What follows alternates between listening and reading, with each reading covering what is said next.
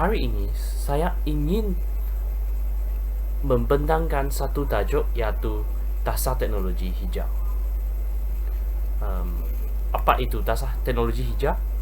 Teknologi hijau merujuk kepada pembangunan dan aplikasi produk, peralatan serta sistem untuk memelihara alam sekitar dan alam semula jadi, dan meminimumkan atau mengurangkan kesan negatif daripada aktiviti manusia.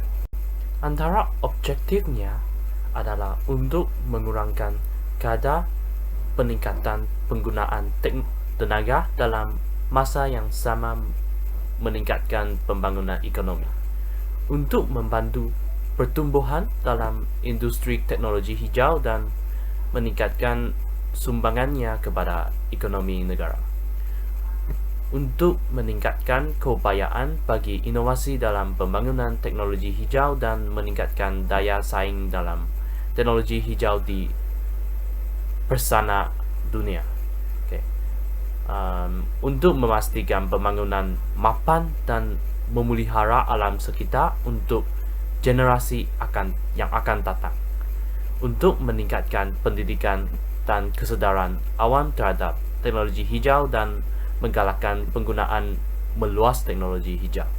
Terdapat 4 tunggak dalam dasar teknologi hijau, adalah tenaga dengan mencari ketidakbergantungan tenaga dan mempromosikan kecekapan tenaga, dan alam sekitar dengan memelihara dan meminimumkan kesan negatif seperti pencemaran kepada alam sekitar. Dari segi ekonomi, dengan meningkatkan pembangunan ekonomi negara melalui penggunaan teknologi, dan dari segi sosial dengan meningkatkan kualiti hidup untuk semua.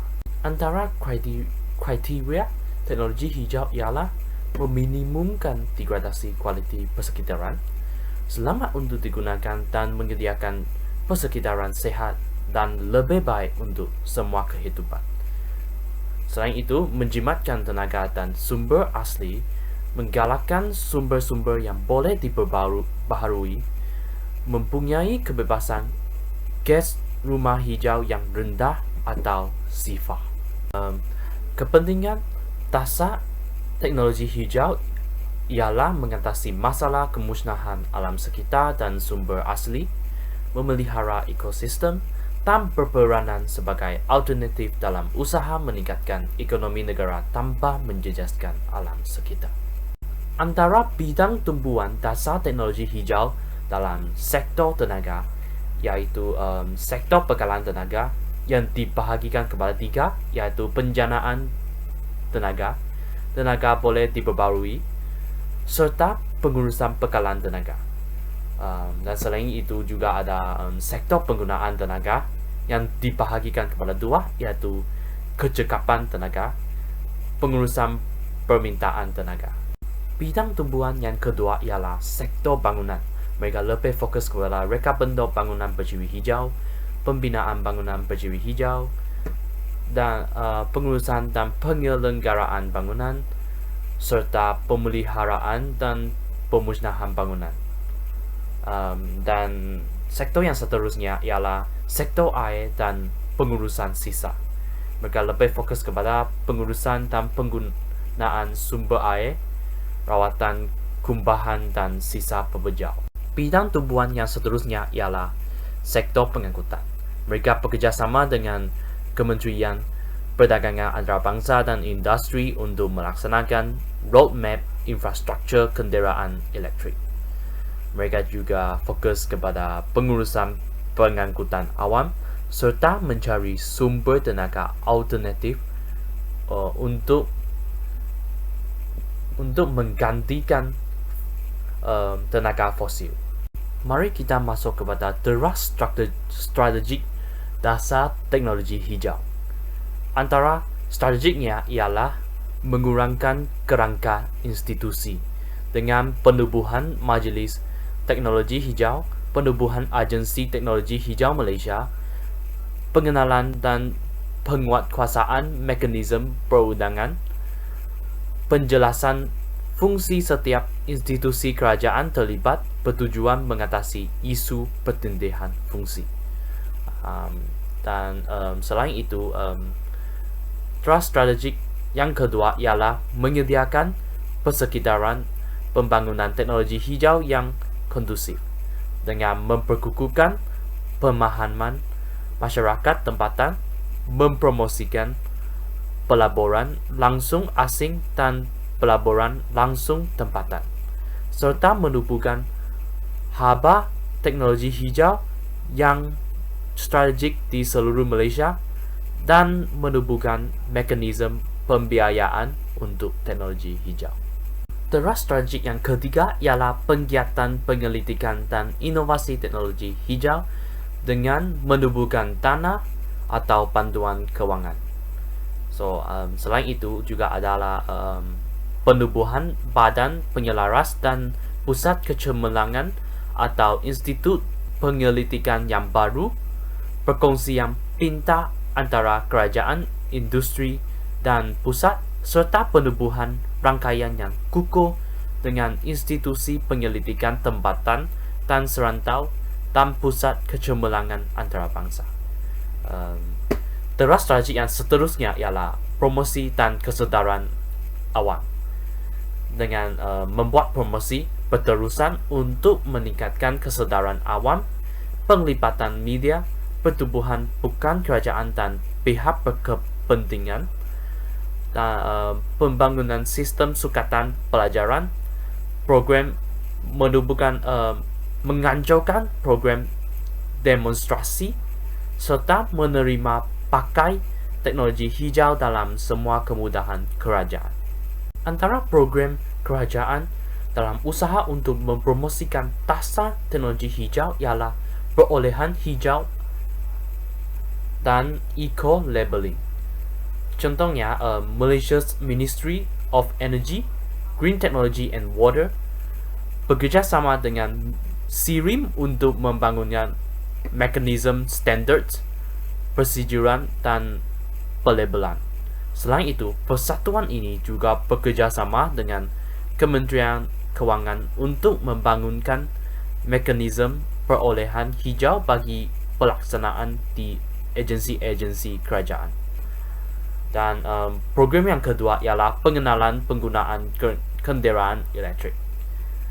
Persatuan ini sedang bekerjasama dengan Kementerian Pengangkutan dan MITI untuk membentukkan pelan strategik infrastruktur bagi kenderaan elektrik di Malaysia.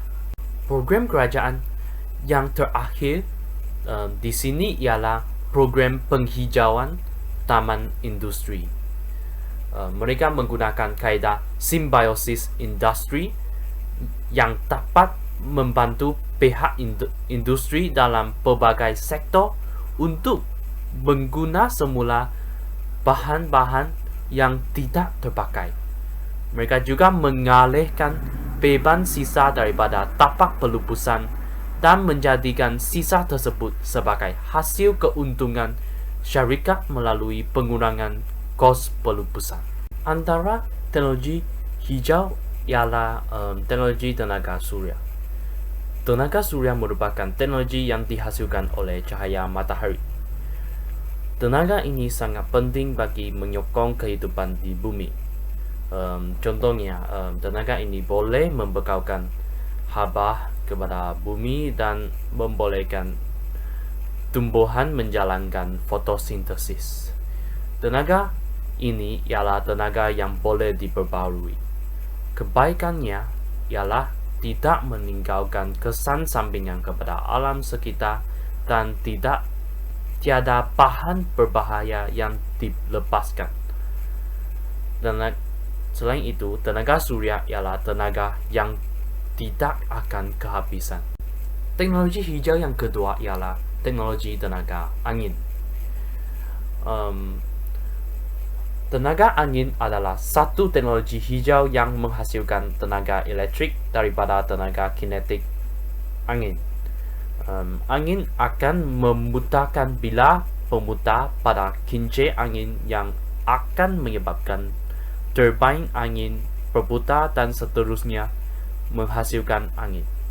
Antara ciri-ciri turbin angin ialah turbin angin direka dengan menggunakan menara besi bersama 3 bilah pemutar. Bilah pemutar kebiasaannya dibina dengan menggunakan kaca gentian, yaitu fiberglass, bersama campuran gentian karbon. Kedua-dua bahan ini adalah mahal, tetapi ianya penting dalam membina turbin angin karena ianya kukuh dan paling sesuai untuk membina turbin angin. Teknologi hijau yang seterusnya adalah teknologi tenaga geothermal. Tenaga ini dibahagikan kepada dua, yaitu thermal depolymerization, ocean thermal energy conversion. Thermal depolymerization yaitu suatu proses yang menggunakan hidropyrolysis untuk pengurangan bahan-bahan organik yang kompleks seperti sisa biomas dan plastik. Thermal depolymerization juga adalah suatu teknologi yang mempunyai persamaan seperti proses geologi semula jadi yang melibatkan penghasilan bahan api.